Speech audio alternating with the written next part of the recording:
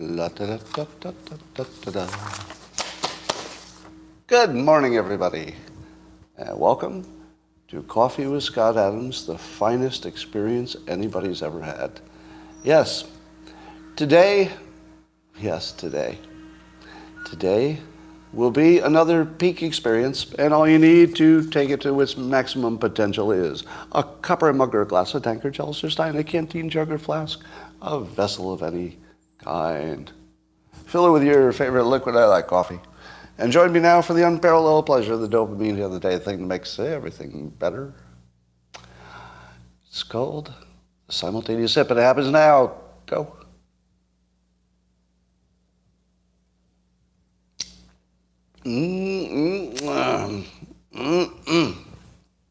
Savor it. Savor it. That's good. Well, let's start with the fake news of the day. Fake news of the day. Fake news of the day. Did you see the story that Mark Wahlberg is moving out of California? So he's going to move out of LA and move to, he hopes, Nevada. Now, how did the news cover that story? Did it cover it like he wants to get out of California because California is a hellhole? Sort of. That's how they covered it. Because that's the narrative, right? The narrative is people moving out of California because California is a hellhole. Do you know why Mark Wahlberg is moving out of California? Well, I don't know either, but I did watch a special of his just recently in which he said it had something to do with tax benefits for building a facility.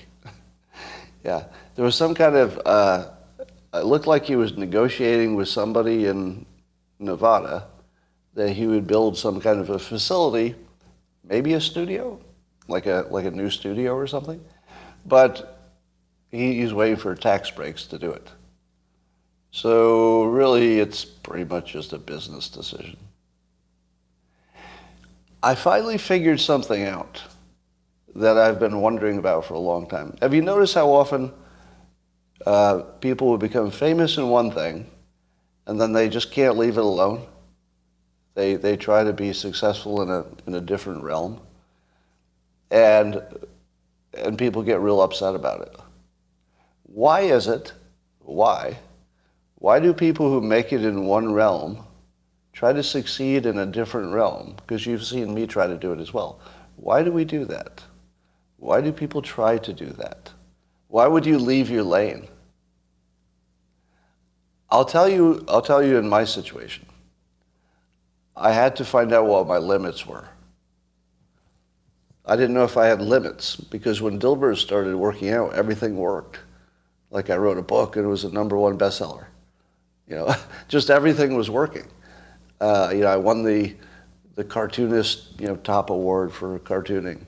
So for a while there, everything I did not only worked, but it worked great. And I wondered, now you say hubris, and you're completely wrong, right? So your point would be the opposite of my point. So your point is the traditional point, that the people succeed at one thing, and then they get full of themselves and say, oh, I'll bet I can succeed at everything. I'm not saying that. Very different. I'm saying that I actually didn't know what my limits were, so I had to find out. Imagine if you thought you had a superpower, but you didn't know how much of a superpower. Isn't that the first thing you'd have to find out? You'd have to find out. Like, what else can I do? I don't know. I don't know what else I could do. The only way you could find out is to try it. So I'll tell you what I learned. I learned that I'm a terrible business owner. Just terrible. Just awful. And I'm very good at being an entrepreneur for myself. So if I'm completely in charge of, the thing that makes money, then I'm fine. But I can't manage people. Can't do it. And I think the reason is I can't buy into the level of evil that it takes to do it. Because managing people usually means getting them to do something very unpleasant for them so that you will have a payoff. I don't know. I just can't get there. I don't know how to abuse other people for my benefit. So I can never be a good business owner because you have to manage people.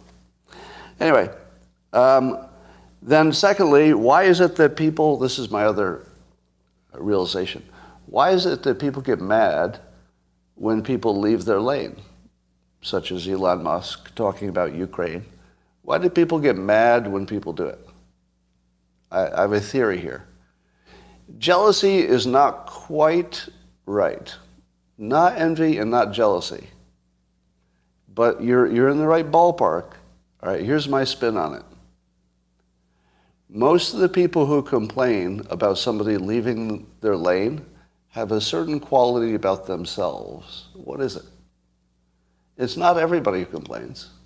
Does everybody complain when Elon Musk tries to do something outside of his expertise?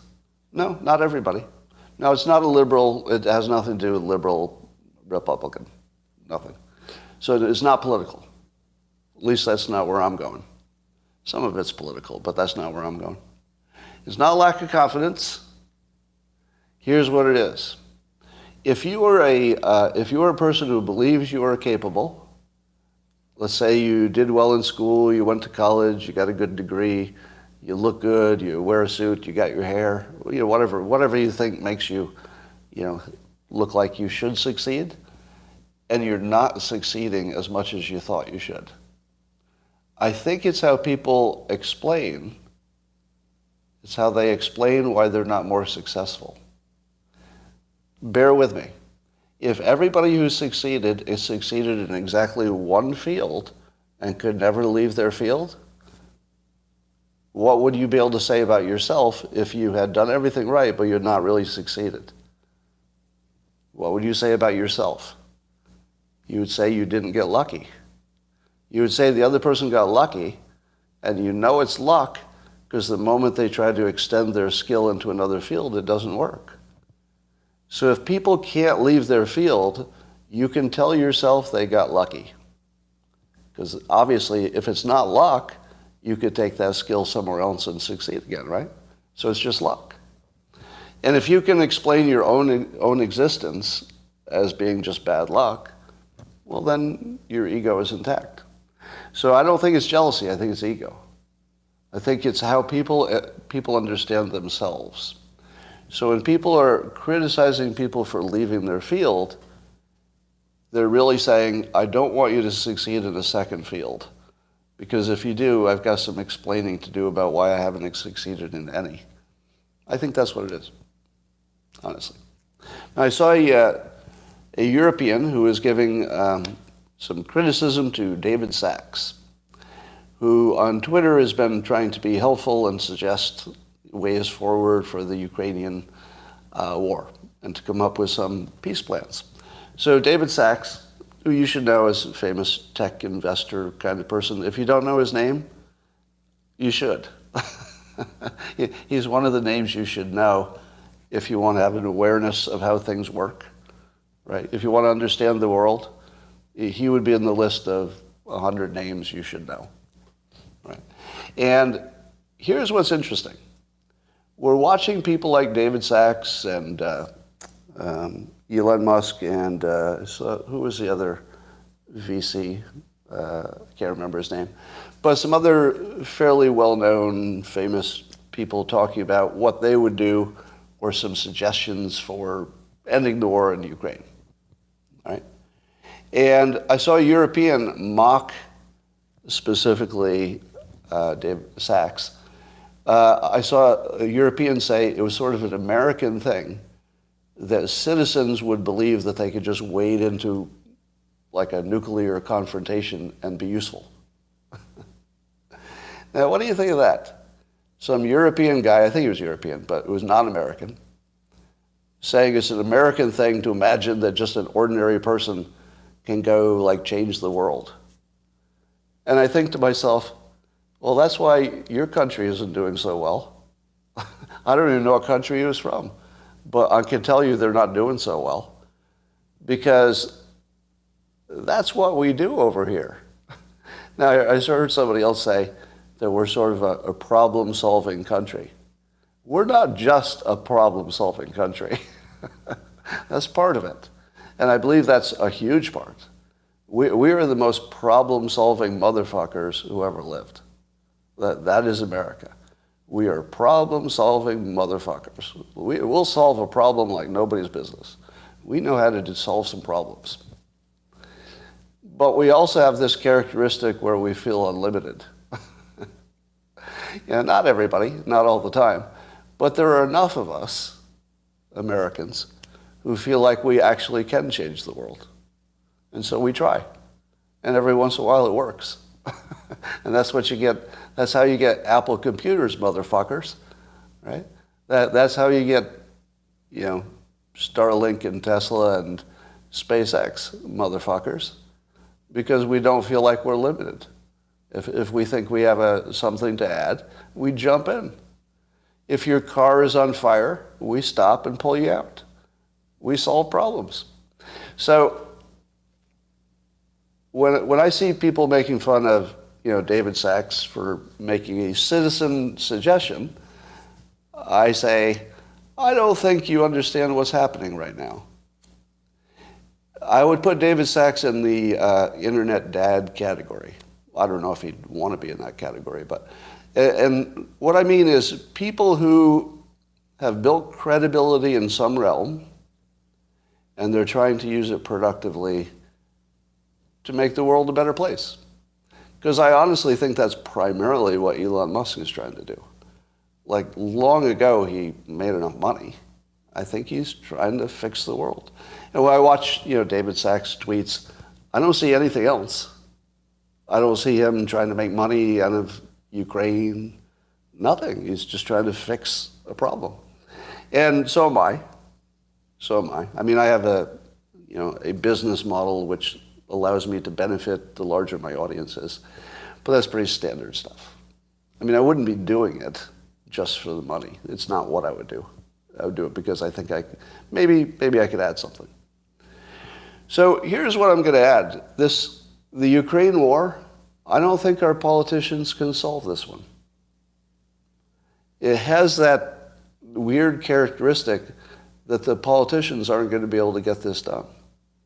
So if we need to get to some kind of a good end point, it's going to be the internet dads. It's going to be the internet dads. So let me tell you what one of them says, and I'm not going to promote this particular idea, all right? Because I don't want Ukraine to be mad at me yet. They will be, but not yet. Yeah, there is a day when Ukraine will be mad at me, but not yet. So I'm just going to say what David Sachs' idea is for ending the war.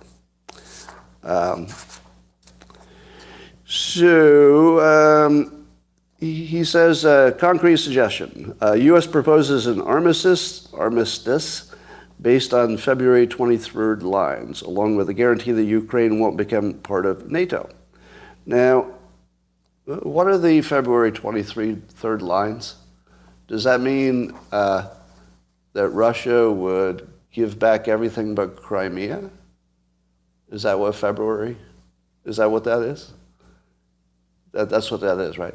So the suggestion, again, this is not mine, so Ukraine, you can't be mad at me. I'm just talking. So the idea would be that Russia would keep Crimea, which some would say is a settled issue, but give back the disputed areas, and then Ukraine doesn't join NATO. Now, if you were an observer, who would you say won in that case? Who would be the winner if that were the peace plan? Would you say that Russia won because it keeps Ukraine out of NATO, and they keep Crimea, but they were going to keep that anyway, probably? Would you say that would be a case of Russia winning? Or would you say that would be the both of them had a little pain, which is sort of what you want for a lasting peace, a little bit of pain? Why are you so focused on Ukraine? Could it be the 10 to 25% chance of nuclear war? Was that a serious question? You're wondering why I'm focused on the Ukraine? Like, our entire civilization depends on this. Everything. So yeah, I'm gonna focus on that. So, what do you think of that idea? Well, it doesn't matter what you think about it, does it? Because you're Americans and you're not in it. So, here's but the rest of it gets into more what happens if you don't. So here's the rest of Sachs' suggestion.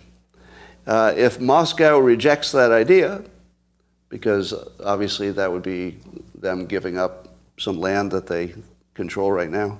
If Moscow rejects, war goes on until the February 23rd line is reached.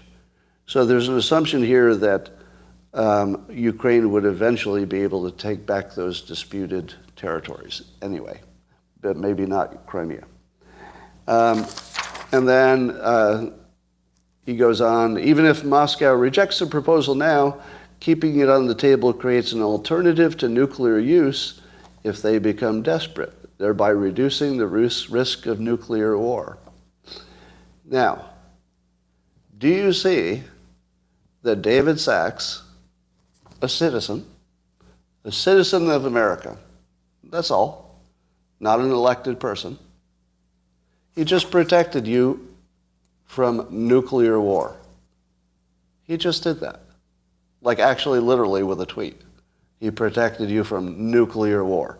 Now, not completely, but he's high enough visibility that if enough people retweet that, and I retweeted it, some other people did, if enough people retweet it, Russia will see that there are some, let's say, prominent voices who have a plan that Putin might be able to live with. That's this less than nuclear war. And that escape valve, the fact that there might be an escape valve that prominent Americans would support, does give Putin a little bit of a backdoor if he needs it. It does take the risk of nuclear holocaust down. Now, why did he have to do that? Why did David Sachs have to reduce the risk of nuclear war himself? Why did he have to do it personally? Because nobody else was. Nobody else did. Where is Biden's plan that would give Putin an exit, to escape from nuclear war? Where's that? It's like the reason that the internet dads get involved is because something needed to be done and it wasn't getting done. And here David Sachs just protected you from nuclear war with a tweet. Literally. Now, I'm not saying, he reduced the odds of war. I mean, he didn't reduce the odds to zero. I'm saying it makes a difference. Now, if that message got extended, then Ukraine would hate it and they'd be arguing about how terrible it is. But it would be an alternative. It only has to exist as a functional alternative that people are talking about. And he did that for you. He did that for you.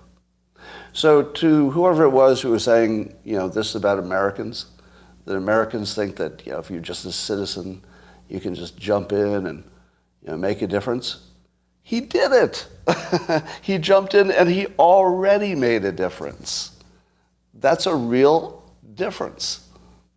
I feel it. I mean, I feel safer because a prominent, smart person in America raised a potential peace plan that I think, I can see Putin maybe sort of last resort taking that plan. I don't know. I think you're seeing something amazing happening that's not quite appreciated, but I'll try to help you. Try to help you appreciate it. Did you know that there's still... This is actually a real fact. Like, I can't even believe I'm going to say this. All right, so it's, what is it? It's October, it's 2022, and I'm just going to read you this fact, and I just shake your head and like your head can hit the floor. I'm just going to read the fact.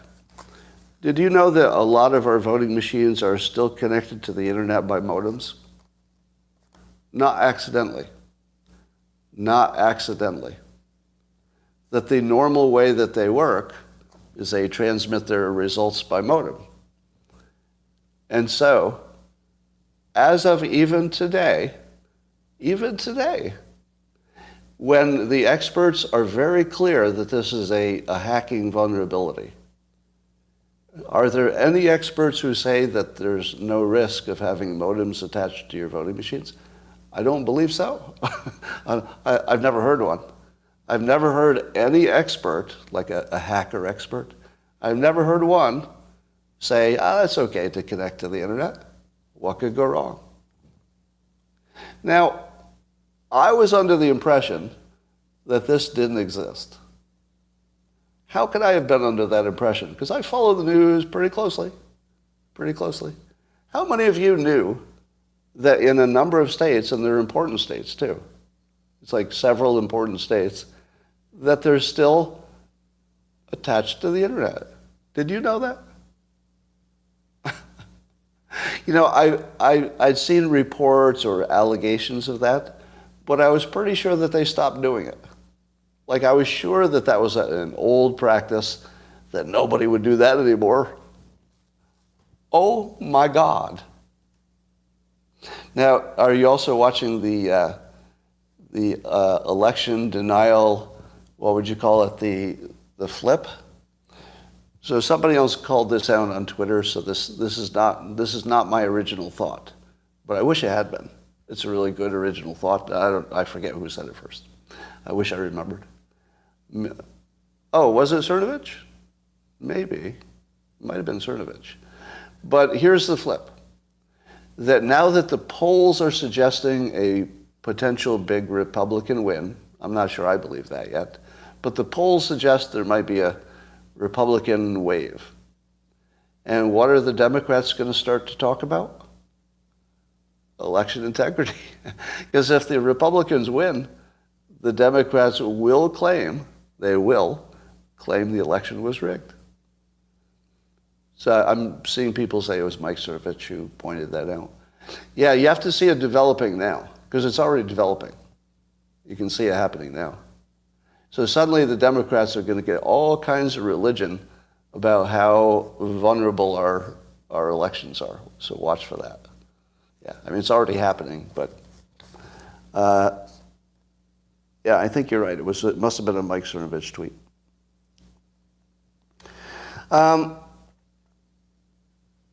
So there's also a hacking story. I guess the Mexican government got hacked. It's not clear who hacked them. I guess there's some hacker group taking credit, some Mexican hacker group. But they found, among other things, alleged connections between the political class, meaning the Mexican politicians, the ruling party, and organized crime. In other words, the cartels.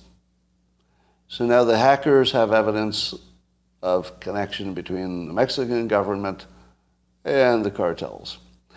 How often are you seeing now calls for direct military intervention in Mexico? You're seeing that now, right? I saw it on Fox News yesterday.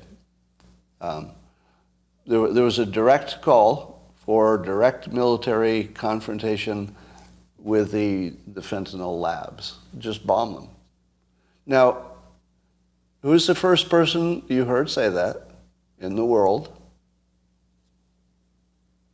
Right. And I've told you before that one of the benefits I can provide is that I'm not embarrassed by stuff. I'm not embarrassed by stuff. So I can say something like that out loud and just test it out. Trump said it after I said it. Yeah, way after I said it. Because I've been able to say it, that allows other people to say it because I didn't get canceled and nobody called me crazy. Actually, people did call me crazy, but it wasn't that bad. And then we heard that Trump actually floated the idea internally, but he was called crazy. But now it's in your head, right? Now you know that Trump floated the idea. Now you've heard a few people talk about it. Now suddenly an idea that was just ridiculous, now what's it sound like? Now it sounds almost inevitable, doesn't it?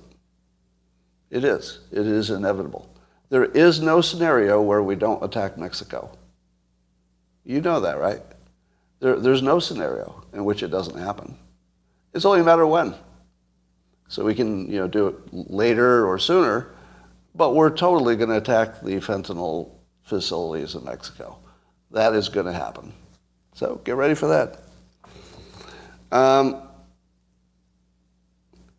So let's talk about Ye.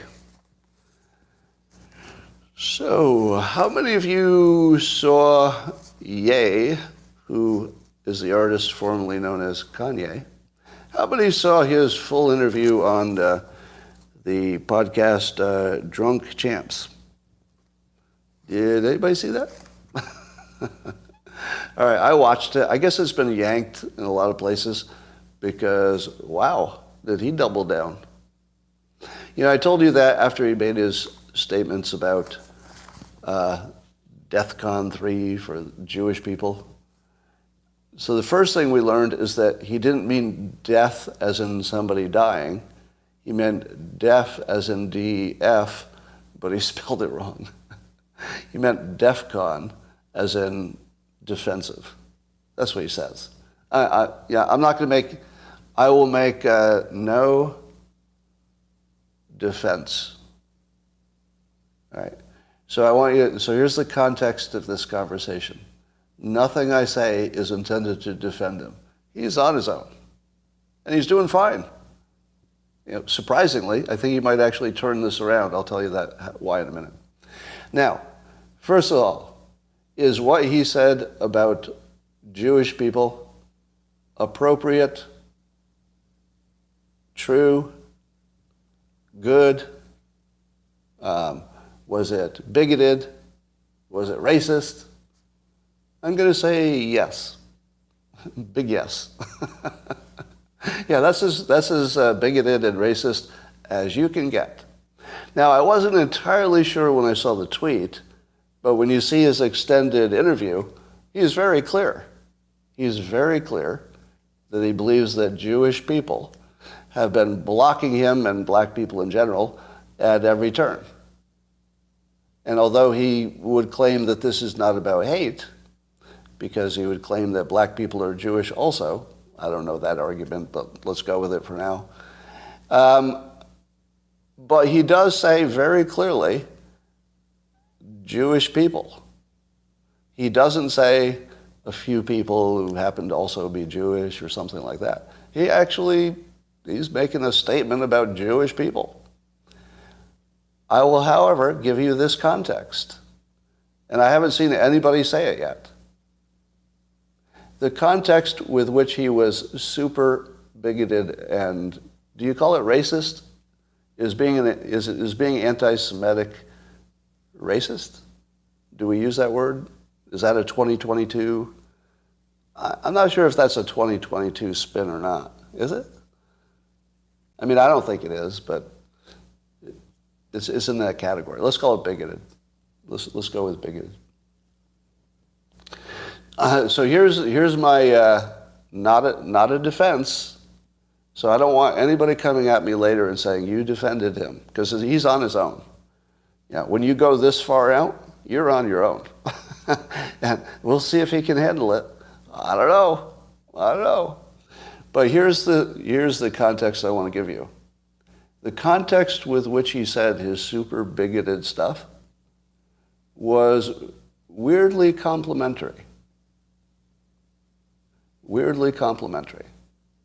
And I'm going to give you an analogy, not as an argument, but just so you can see my point. Right? So I'm not trying to convince you of anything. Analogies are not good for that. It's just so it'll illuminate my point a little bit better. Suppose a white person went on television, a celebrity, and said that black people play basketball really well. Would he be canceled? Would a white celebrity be canceled for saying that black people sure play basketball really well?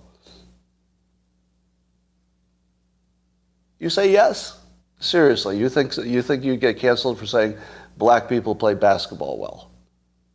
Really? No, I don't think so. Oh, this didn't work out at all. You were all supposed to agree with me that wouldn't be a problem. I'll be damned. No, the way you say it matters. The way you say it matters, right? If you got into some like weird genetic thing, then suddenly you're canceled. All right. Now, keep in mind, I'm not making a claim. I'm saying if there were a person like that, would you say they're racist? Now, here's the first thing you should say. Yes, that would be a racist statement, wouldn't it? Nobody would disagree with the fact that it would be racist. It's literally talking about a difference in a race. That's as racist by definition as you could be. But it would be the kind of thing that didn't make people too mad, would it? Would a lot of black people be angry if they knew that a white celebrity said black people play basketball pretty well? Would they? They might, just to get some attention, but nobody would take it seriously. Would they? Because the context, you'd have to worry if that conversation is going to go somewhere else, right? You'd have to worry if the conversation would go in a bad direction. But if you limit it just to that statement, I think people would say, well, that's totally racist, but we also don't mind that much. Right? Now let's get back to Kanye. What did Kanye say about the Jewish people who he says were blocking him at every turn? Did he say that they were dumb? No. Did he say they broke the laws? No. Did he say that they were acting unethically? Not really. Not really. Did he say they were being immoral? I didn't hear anything like that. Did he say that they were less than, in any way, anybody else? I didn't hear it. In fact, everything I heard was that he wanted to emulate their strategy and success. And he thought black people should be more like that because there was something working in that community and it wasn't working in his community, and he thinks maybe they could learn from that. And that maybe they should fight as hard, maybe they should join together in some cases or something. So will Ye be canceled? Well, he was. I guess he's semi-canceled now. Will he be canceled for saying that the Jewish people, mostly in America, I guess, have been very successful, and he wishes black people could rise to that level of performance? Because that's what I heard. Now, at the same time that's what I heard, it was really offensive. Did anybody else have that same feeling? Like, I had two brains going at the same time. One brain was, he's sort of complimentary, and the other brain is, why is it offending me? And I think the reason it offends me is maybe the same reason you said people would be offended if somebody said, black people play basketball well. It would be offensive because you don't think the conversation's going to stop there, right? It's not about that. It's because you think the conversation isn't going to stop. You're going to don't bring that into other realms. You're in trouble. Now, here's the safe way to bring it into other realms. Here's what I always mock about white people. The dumbest thing that, I don't know, there'd be a lot of competition for the dumbest thing. But one of the dumb things that white people do is imagine that the successes of the very few white people who really nailed it is somehow like we get some of the credit for that. Like, I don't get any credit for Steve Jobs. I don't get any credit for Elon Musk or Bill Gates. I don't get any credit. What, because I got some pigment in common? What does it matter to me that I'm also white? That those few people who are not me, they're not me. Well, why do I get credit for them? It doesn't make any sense at all. So even if you said, oh, there's this one group that has, let's say higher math scores. Well, that doesn't change my math score. My math score doesn't change at all if there's somebody who has my same pigmentation who's really good at calculus. Doesn't help me at all. Now, here's another point I've been dying to make. I'm going to talk about the Dilbert comic that's going to get me in a little bit of cancellation trouble. When I talk about how my own career was, let's say, limited by being a white male, and in 2 corporate careers, I was told directly that I couldn't be promoted because I was white and male. Now, when people hear that, they think, oh, this reverse discrimination thing, you're talking blah, blah, blah. Here's the thing that they're all missing. Who am I complaining about? Who am I complaining about? Did I say that black people are discriminating against me for being white? That's never happened. In my entire life, I can think of 0 cases where any black person ever discriminated against me. 0. I mean, I can't think of any at all, my whole life. Do you know who was discriminating against me when I was told I couldn't get promoted because I was white and male? White men. Rich white guys. Yeah. Rich white guys were discriminated against me. So why can't I identify as black? Because I hate rich white guys as much as anybody else who might hate them. Now, of course, when I became a rich white guy, the first thing I did was try to increase the diversity. I shouldn't even admit that. But I've been on both sides of the conversation. So I've been on the side of the conversation where I would be denied opportunity because I was white. But I've also been in the room. I've never admitted this before. I've also been in the room with other white people discussing how we got to get some non-white people in this project or in this group or on this team or on this startup or something because it helps. So it's one less thing you have to explain away. Like, do you want to start a company and then it becomes a unicorn, and after it becomes a unicorn, somebody says, every single person in your company is a white male. I don't need that trouble. So as soon as you're a rich white male, the first thing you do is look to discriminate against poor white males. And, I would love to tell you I was above that impulse, but it's just self-interest. It's pure self-interest. You're not really thinking in terms of discriminating. You're thinking about what's good for yourself, right? And what's good for myself is to live in a world that's diverse and nobody's complaining. So sometimes I try to make that world for myself. Yeah. So if you imagine that there's something wrong with me because I pursue self-interest in a free market society, I would say, that's what the free market's supposed to do.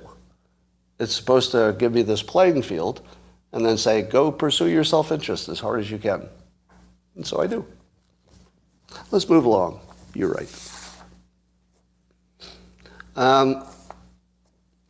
Have you also noticed how, this is also a David Sachs observation, that Ukraine Eastern Ukraine, it's not even all of Ukraine, just that little strip of Ukraine on the east, is the new organizing principle of American foreign policy.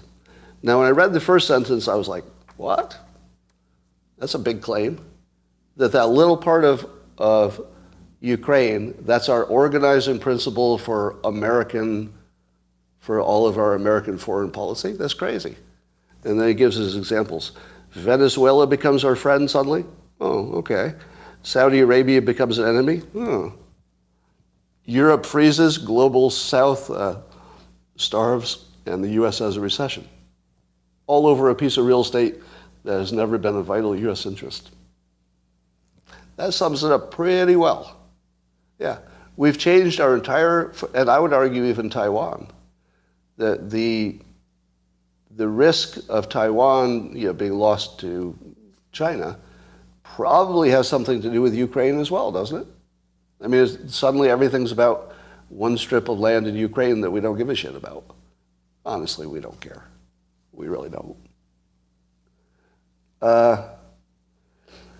And then I saw this question on Twitter.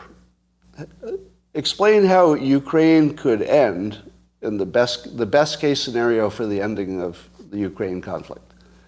What does that look like to you? What's the best case that you could imagine? Not that it's likely. I'm not saying it's likely, but what would be the best case, the most optimistic case? And I tried to answer that question.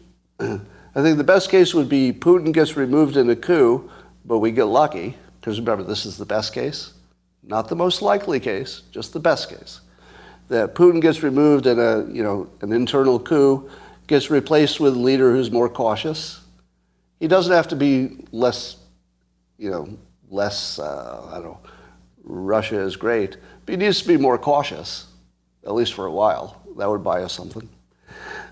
Ukraine stays mostly intact, and nuclear power gets a huge boost because nobody wants to be beholden to Russia. So I think that the best case scenario is that the American energy companies maybe get a boost if we're providing more to Europe. That could be nice. Russia becomes less of a thorn in our side. I think there's an upside. I mean, it doesn't look good because we've spent all of our money. And all of the Ukrainian women move to the United States and marry American men. Yeah. So lots of upside there. Let's see. So this is like a small story, but it's like connected. I'll talk about George Floyd in a minute too. So Olivia Wilde, actress, and I guess she's a film producer, director now, has a new movie that's getting good reviews. But she goes to this gala, Academy Museum gala thing, wearing a braless see-through gown. And I see that and I say to myself, 2022 is the year when children have to wonder about their mother's tits and ass being on the internet. It's like the number of people who have to worry about that now. And Kanye was talking about that too. He was talking about Kim Kardashian. And he was complaining that his children have to see his 40-something-year-old wife showing her ass in a magazine because the fashion industry sort of forces her to do that. And I thought, this is such a 2022 problem of children seeing their mother's ass on Instagram. There are a number of there's some accounts that I follow on Instagram that every now and then you'll see that they've well, never mind. I'm going to change the topic. Let's talk about George Floyd. So one of the things that Ye said on his controversial interview is that after watching Candace Owens' documentary about George Floyd, he believes that George Floyd died of fentanyl and not from what the coroner concluded, which was the knee on his back/neck. And of course, there is a lot of pushback on that because if there's one thing we can trust, it's that a coroner in the year 2022, when every single one of our organization systems and leaders are corrupt, one thing we can depend on is that that coroner told us the truth. So that's good. Now, you might say to yourself, if he had concluded that fentanyl had been the cause of death, he would be murdered, and that's probably true. So it could be, if you were like a conspiracy theorist, you would say, what would a person who risks his life do in that situation? Would he lie to save his own life? I don't know. Do people lie to save their own life? Is that something people do? Do you think the jurors found Chauvin guilty to save their own lives? No, that doesn't happen. Never, no. All right, here's what I say. Let me say this in the least offensive way I can, because what was going to come out of my mouth was going to be pretty bad. Let me reword that in my head, and now I'm ready. Okay. If you tell me that the coroner was correct and that he accurately got the cause of death, which would also require that the verdict was correct. If you tell me that, you could be right. You could be right. It's entirely possible that it's just what it looks like. The coroner is a professional, did a good job, told us the truth, the jury got the right answer. Totally possible. If you believe it because somebody told you it's true, you're a fucking idiot. It's 2022, people. You can't believe that the coroner told you the truth. We don't live in that world. You know that, right? A coroner lying would be the most ordinary thing in our world. And a coroner lying in that situation would be almost guaranteed. You get that, right? It doesn't matter, regardless of what Floyd died from, the coroner could only give you one cause of death. If the coroner had said fentanyl was the cause of death, which I believe his original notes suggested it might be, if the coroner had said that, it would have been chaos. It wasn't really an option. So, in a perfect world, the coroner there was only one thing the coroner could conclude, but maybe it was also true. I'm not saying it wasn't true. I'm saying that would be a nice coincidence if it were also true. Yeah. So before you watch the documentary, remember what I told you about documentaries. All documentaries are persuasive because they're one argument without the other side. So before you watch the Floyd documentary, here's an exercise you should all do. Remember the documentary about Michael Jackson allegedly being a child abuser? If you watched that documentary, you came away thinking, he's totally a child abuser. There's no doubt about it. Just removed all doubt in your mind. And then watch the documentary that debunks the documentary you just believed. And you will find yourself totally convinced that the first one was fake and it has been successfully debunked. Now, is that my final answer? No, because what I learned is that all documentaries are persuasive. That's all. I don't know what happened at Neverland. I don't think I could ever know. But I do know that both of those documentaries were 100% persuasive. So when you watch Candace Owens' documentary, whatever claim it makes, you will be persuaded. You will be. But if you haven't seen whatever other documentary would tell the other story, just be aware of that. You know, just be a let's say a smart consumer of the news. I think this is hilarious that Katie Hobbs refuses to debate Kari Lake, running for governor there in Arizona, and that Katie Hobbs won't even exactly say why she refuses to debate her. I think I know why. I don't really pay attention to the state stuff too much, especially if it's not my state.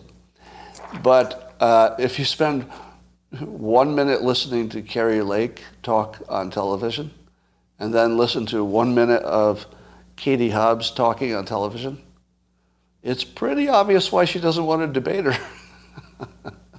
It would be a slaughter. It would just be a slaughter. So I think she's going to do the Joe Biden strategy of just, of just not showing up and hoping that that's good enough. I'd like to bring up this topic again, and I'll tie this into something new.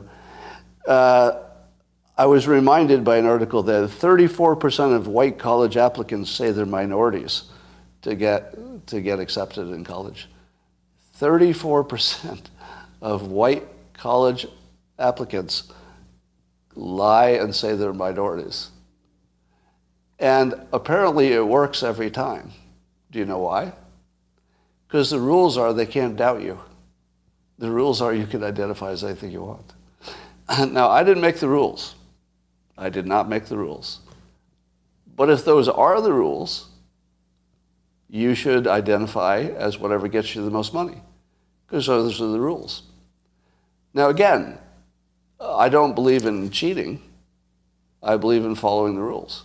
But those are the rules. You can identify, and by the way, you don't need to give a reason for your identification. That's also a rule. If somebody identifies as whatever, do I get to question their decision? No. No, I do not. I do not get to say, in my opinion, you are not that thing. That is not part of the conversation. So if those are the rules, anybody who is identifying as something that pays you less, why? I mean, to me, when I see this statistic, 34% of white college applicants say they're minorities, my brain translates that into, wow, that's a lot of white college applicants who are fucking idiots. Only 34% were even smart enough to apply for the way that they get free money. How many people were not applying in the way to get free money? Of course you should get the free money. Of course. I may have told you this before, but when I applied to college back in the 70s, on one application, I said I was Native American because I believed at the time incorrectly. Like Elizabeth Warren, I believed I had a little bit. That was like the family rumor that we were part Native American. So I was actually raised thinking I was a little part, maybe like 1/28th or something like that. But so I applied once as a Native American, and I was inundated with scholarship offers. I was offered a free ride to college without filling out an application. Let me say that again. I was offered full scholarships to college without filling out an application to those colleges. Now, I decided that it would be unethical to take an advantage that large. Because I looked at it and thought, I don't want to get caught doing this. Because in those days, it wasn't allowed. In those days, if you had identified as the wrong thing, you got caught, you'd probably get kicked out of college. So, I was like, oh, this was a fun experiment, but I'm not actually going to do this. This would be a dumb crime. Yes, Hartwick was close to home. That's true. And so I didn't do that. But today, it's allowed. So now the rules allow you to do it, and you could get caught, and it wouldn't make any difference at all. So do that. So this week, I'm running a series in Dilbert that if this doesn't get me kicked off of everything, I'll be surprised. Let's go read this for you. So it's a series, and it starts out a little bit tame, so you wouldn't know where this series is going unless you were familiar with the characters. So I'll read it to you first, and I'll tell you why it's going to be trouble. All right, so this is Dilbert's boss says to Dilbert as Dilbert's walking by the office. The boss says, there's an opening in management for a director of AI research. And the boss says, you're the only employee with AI experience, but I'm also considering Ashok, Tina, and Dave. And then Dilbert says, none of them are even close to being qualified. And the boss says, do you have any idea how bigoted you sound? Now, what you would have to know is that Ashok was born in India. In the Dilbert comic, he's an Indian American. Tina's a woman. She's a tech writer. She's not even working in technology. And Dave is the new character, who is a black character, who identifies as white because he's a prankster. And he just thinks it's funnier to identify as white. So this, here's the background of this. This is based on my exact experience. Now I've changed the job titles, but my experience was this. My boss came to me and said, you're the obvious person, most qualified, but you're a white male. So I did not get that promotion. So Dilbert is going to be dealing with my exact situation. And it's one that a lot of people are dealing with in 2022. And in 2022, I can get away with this. Well, I can get away with it. I mean, I'm not going to go to jail. But I expect a lot more newspapers will cancel me this week. Now, I haven't heard yet, but probably. I would expect at least one more chain to cancel me. And the chain is just one decision can take out hundreds of newspapers in one decision. So this is continued. I won't tell you what the rest of the series is, but we'll have some fun watching that. All right. Let's see. What else? We talked about George Floyd. I feel like there was one other thing. Parler. There's so much news today. It's all Ye news. So Ye announced this morning, or Parler announced, that the social media company Parler, that's sort of like a Twitter knockoff, Ye is buying Parler. So he's going to have his own social media thing. What did I do? I immediately went to my Parler app and signed up. I think I was already signed up, but I hadn't used it. So I renewed my thing. So I'm going to at least check out what he has to say. Now, it's kind of interesting because now the conservative world will be broken up into Truth Social and Parler, and also Getter, right? Now there are 3, Getter, Parler, and Truth. So you're going to have a reverse Fox News effect here. Fox News is the biggest news entity because there's only one big entity that talks about conservative stuff. And then the left has to, share their audience, CNN and MSNBC and stuff. But this is now the opposite. So I think the conservative voices will be broken into smaller chunks, whereas Twitter may become the blue thing or something. Oh, Gab. Gab is out there too.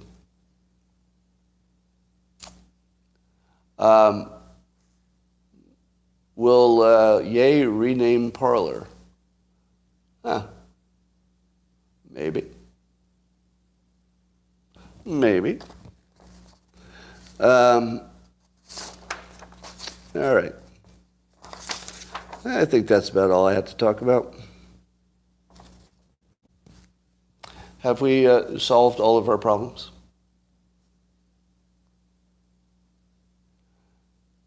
All right. Here's what I think is going to happen with the Ukraine nuclear standoff. And I want to keep telling you this almost every day. We will be going to the brink of nuclear war, but that's unavoidable, right? And we will go to the brink because that's also the fastest way to peace. It's the fastest way to total destruction, but also the only path to peace. Because if we're not afraid of actually dying, meaning everybody involved, they're not going to make any deal. Because have you noticed that the people doing the negotiating are not doing the suffering? You know what would be a better way to negotiate the end of a war? Like dig some Ukrainian out of the rubble, like of a destroyed residential unit. Dig them out of the bottom of the rubble, and then that would be your negotiator. And then the Russians, you take the mother of one of the soldiers who was just killed. So one Ukrainian who was dug out of the rubble, negotiating with one Russian mother whose son just died in a stupid war, and have those sit down and come up with a peace plan. Do you know who can't make a peace plan? Zelensky, who's having the time of his life. Zelensky is having the time of his life. I mean, it's horrible in lots of ways, true. But he's also more alive than he's ever been. He's having the time of his life. He's like the celebrity of the world. Of course, he's enjoying it on some level. He probably hates it on a lot of levels, but I'll bet he's enjoying it on some level. How about Putin?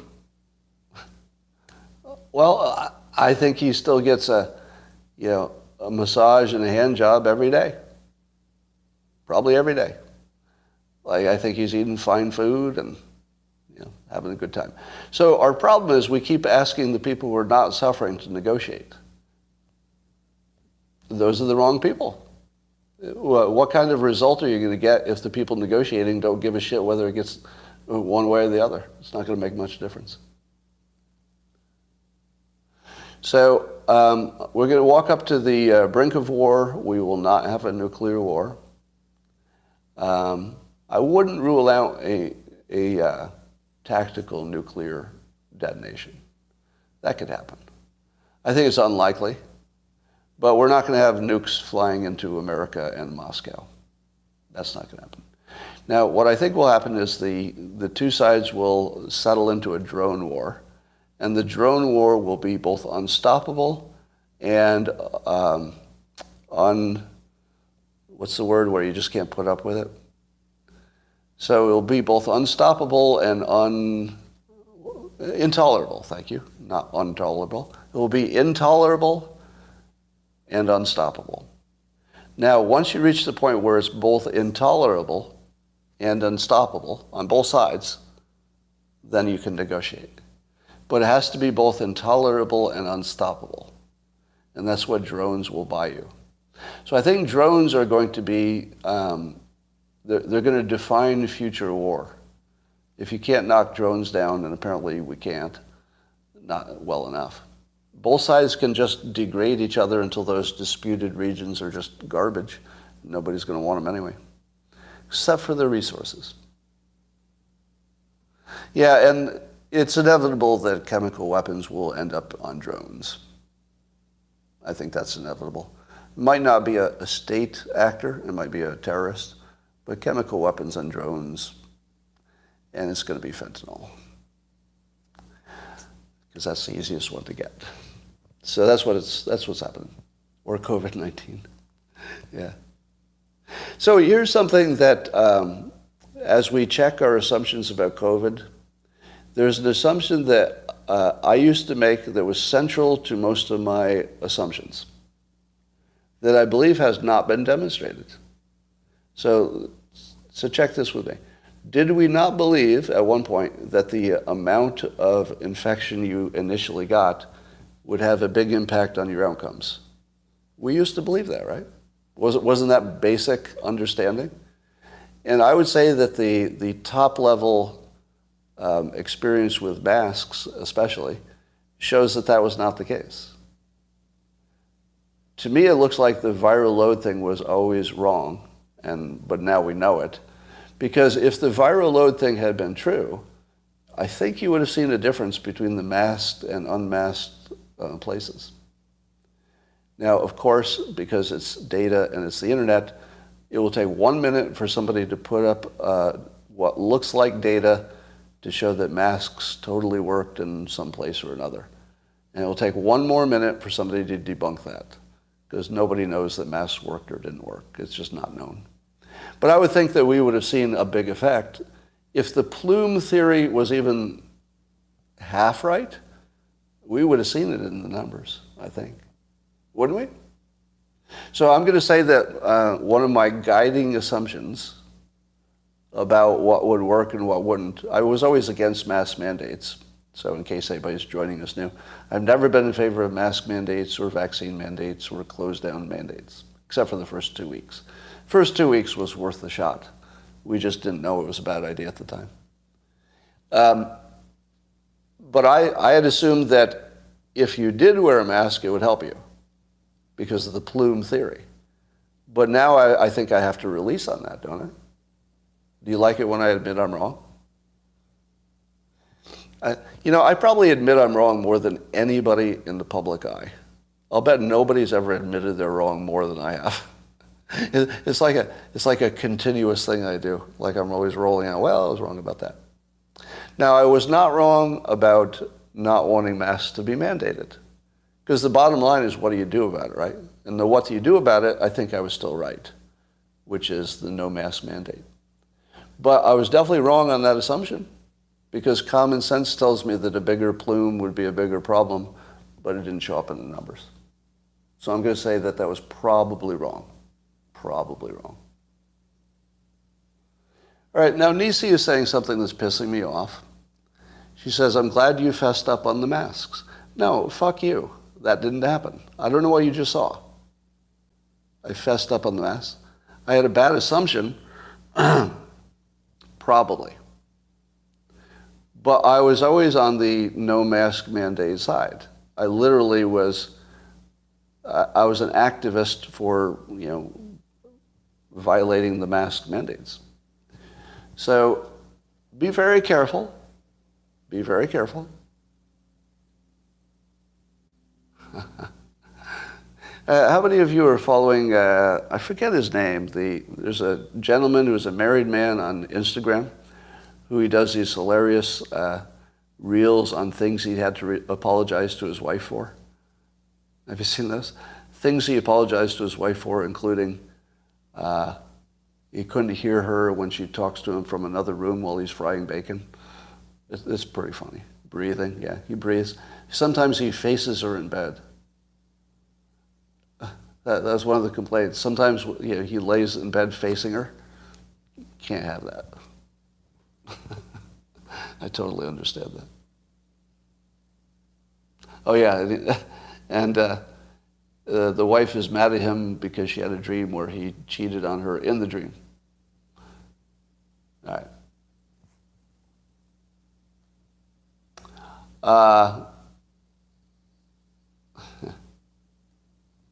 All right, that's all I got for today.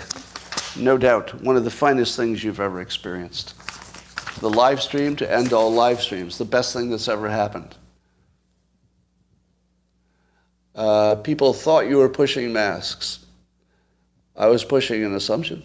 See, you can see how people can't handle any nuance at all. Yeah. You can't say, well, something has some good elements to it, but we shouldn't do it. Like, nobody can handle, well, there's some good parts to that, but overall, we shouldn't do it. Nobody can handle that. Like peeing or farting through pants. Really? You think you can piss through your pants just as easily as you can piss when you don't have pants? Like, your arguments were always stupid. My argument had a bad assumption that was backed by science. It just happened to be wrong. But, some of the people who disagreed with me were not even backed by science. All right, so that's all for now. You can't hear the B in subtle, but it's still there. That's blowing my mind. That the word subtle actually has a B in it. It's very subtle. Whoa. All right, that's all for now. Talk to you later.